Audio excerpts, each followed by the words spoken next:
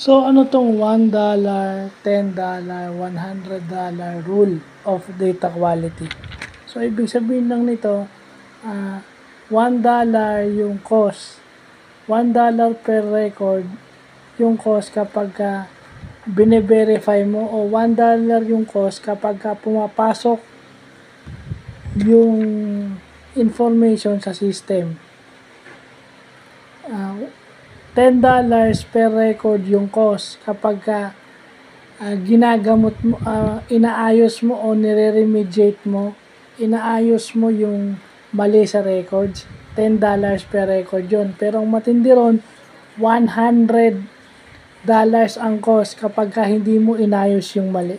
So, ibig sabihin, pag hinayaan mo mali yung record mo, it causes you more.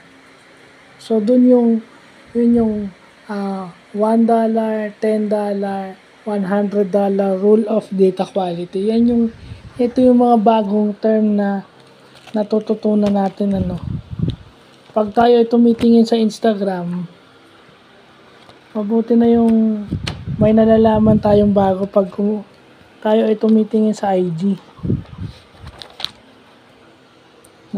Ito yung paggamit ng social media ng tama. So, yung 10,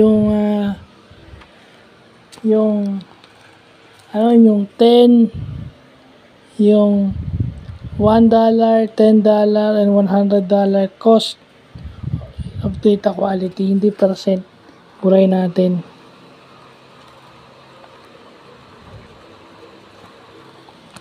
Yan. So, yan yung mga bago natutunan natin. So, mas malaki ang cost kapag hindi natin inayos yung mali.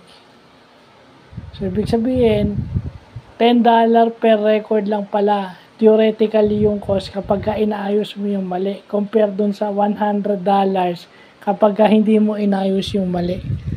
So, yun yung magandang nakikita natin in theory. So, yun lang po.